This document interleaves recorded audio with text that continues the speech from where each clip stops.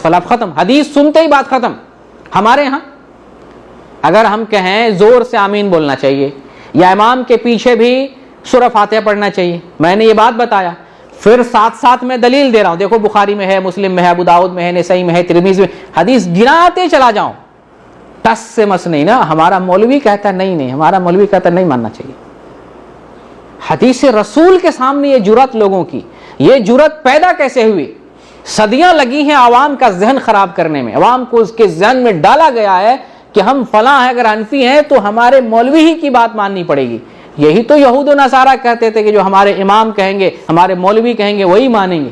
یہودیوں نے کیا کیا؟ ان کے امام اہل کتاب، ان کے امام جو کہتے تھے، جس کو حلال کہتے لوگ اسے حلال مانتے، جس سے حرام کہتے لوگ اسے حرام مانتے تھے۔ آج ہمارے یہاں بھی وہی ہے، اللہ اور اس کے رسول کی بات تک کو ٹھکرا دی جاتی ہے۔ اللہ اکبر، کتابیں کھول کے دکھا دیجئے، بخاری شریف لا کر کے اس کے سامنے کھول کے دکھا دیجئے، زبانی نہیں، سامنے کھول کے، قرآن کی آیت کھول کے دیکھ لیجئے، یہاں دیکھو مردہ جو ہے سنتا نہیں ہے، مردہ جو ہے بولتا نہیں، مردہ جو ہے جواب نہیں دیتا، مردہ قیامت تک نہیں سن سکتا۔ نہ ہمارے مولوی کہتے ہیں بہت سنتا ہے، بہت دور سے سنتا ہے۔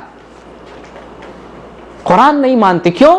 ذہن میں ڈالا گیا ہے، یہاں پیوست کیا گیا ہے، ذہن خراب کیا گیا ہے۔ صحابہ نے دیکھیں کیسے اللہ کے کلام پر عمل کیا اور کیسے اپنے اختلاف کو دور کیا، بلکہ نبی کریم صلی اللہ علیہ وسلم کی وفات کے بعد پھر جو صحابہ کرام کا زمانہ آتا ہے، تو صحابہ کرام کے زمانے میں اگر کوئی آدمی اپنی طرف سے کوئی بات بتانے لگتا تو صحابہ ایک دوسرے کو ٹوکتے کہ میں اللہ کے رسول کی بات بتا رہا ہوں، میں اللہ کی بات بتا رہا ہوں، تم فلاں کی بات کر رہے ہو، تم لوگوں کی بات کر رہے ہو۔ دیکھیں ایک حدیث آتی ہے، عبداللہ بن عباس رضی اللہ تعالیٰ عنہ بیان کرتے ہیں، کسی مسئلے میں لوگ جو ہے ابو بکر اور عمر کی بات کر رہے تھے، تو انہوں نے کہا یوشک ان تنزل علیکم حجارۃ من السماء اقول قال رسول اللہ صلی اللہ علیہ وسلم وتقولون قال ابو بکر وعمر، کہ قریب ہے تمہارے اوپر پتھروں کی بارش ہونے لگے۔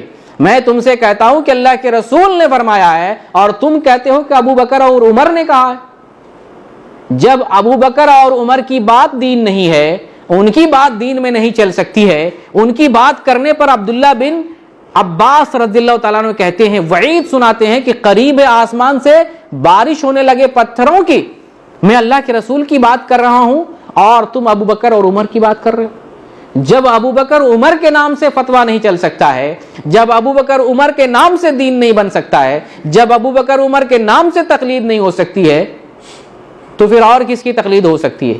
جبکہ محمد صلی اللہ علیہ وسلم کے بعد اس امت محمد میں ایمان کے اعتبار سے سب سے پہلا نمبر ابو بکر کا ہے، سب سے پہلا نمبر، ان کے بعد عمر فاروق رضی اللہ تعالیٰ عنہ کا۔ یہ اتفاق ہے، کسی بھی عالم سے پوچھ لیجئے، امت کا اس پر اجماع ہے۔